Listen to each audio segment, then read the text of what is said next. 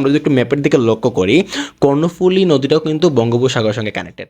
ঘন কালো মেঘ নেমে আসছে অনেক নিচে, মেঘে মেঘে ঘর্ষণে বিদ্যুৎ চমকাচ্ছে। মানে আমার ভিতরে খুবই একটা প্রবল একটা আকাঙ্ক্ষা বা প্রবল একটা আগ্রহ সৃষ্টি হয়েছে যে আমি মূলত এমন একটা নৌকার মধ্যে আছি, চতুর্দিকে উত্তাল ঢেউ। যদিও বিষয়টা একটু ভয়ঙ্কর জিনিস। আমার এখনো সমুদ্র দেখা হয়নি, তবে আমি যদি কখনো সমুদ্র দেখতে যাই, আমি আর কিছু নেই আর না নেই, আমি এই বইটা আমি সাথে নিতে বলবো না। বইটার নাম হচ্ছে আমার কর্ণফুলী। এখন বিষয়টা আপনার কাছে একটু অদ্ভুত লাগতে পারে, কারণ আমরা জানি যে কর্ণফুলী এটা মূলত একটা নদীর নাম।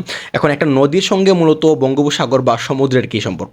দেখেন, সম্পর্ক অনেকভাবে আছে, তবে আমি যদি বলি সবচেয়ে গ্রহণযোগ্য বলে আপনার কাছে যেটা মনে হবে সেটা হচ্ছে আমরা যদি একটু ম্যাপের দিকে লক্ষ্য করি, কর্ণফুলী নদীটাও কিন্তু বঙ্গোপসাগরের সঙ্গে কানেক্টেড। বইটা লিখেছে মূলত হরিশঙ্কর জলদাস।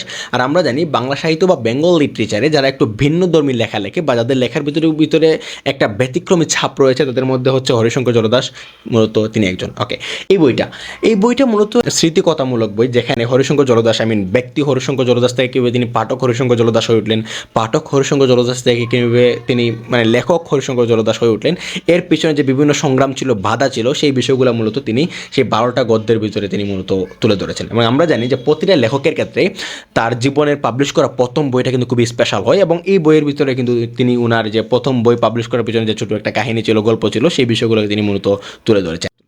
এবং একটা ইন্টারেস্টিং বিষয় হচ্ছে, আমার জন্মস্থান মূলত সুনামগঞ্জ জেলায়। আর আমরা জানি যে সুনামগঞ্জ জেলা is very sloper area. When is come to বর্ষার সিজন যখন হয়, ইটস বিকাম ফ্লডেড।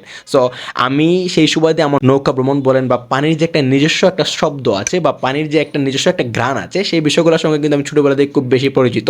সেই সুবাদে এই বইটা আমি খুব ভালোভাবে রিয়েলাইজ করতে পারছি বা আমি খুব ভালোভাবে কানেক্ট হইতে পারছি। কারণ হচ্ছে এই বইটা মূলত কর্ণফুলী নদীর পাড়ে যে অঞ্চলগুলো, সেই অঞ্চলের মানুষগুলো কীভাবে তারা নদীর সাথে কানেক্টেড, কীভাবে তারা মাছের সঙ্গে কানেক্টেড। এই অঞ্চলের মানুষগুলা ডাইরেক্টলি ইনডাইরেক্টলি তাদের জীবিকা সেই নদীর উপরে ডিপেন্ড করে।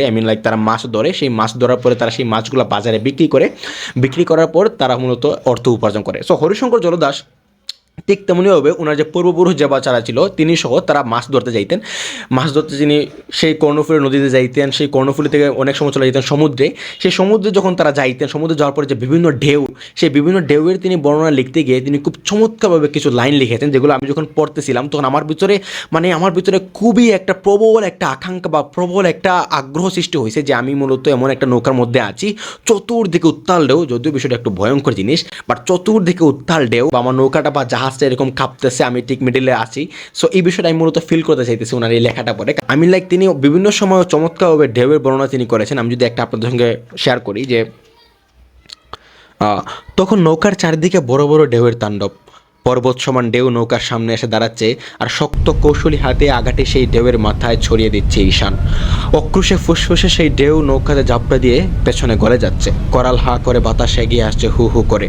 ঘন কালো মেঘ নেমে আসছে অনেক নিচে, মেঘে মেঘে ঘর্ষণে বিদ্যুৎ চমকাচ্ছে। ঢেউয়ের সঙ্গে ঢেউয়ের বাড়ি লেগে জল তল ফেনাময়। আমি যখন এইরকম বর্ণনাগুলো পড়তেছিলাম, তখন আমার ভিতরে তীব্র একটা আকাঙ্ক্ষা সৃষ্টি হয়েছে যে না, এক্ষুনি চলে যেতে হবে সমুদ্রে যাওয়ার পর আমার জাহাজের উপরে বসে এই প্রতিটা বড় বড় ঢেউ আমাকে ফিল করতে হবে।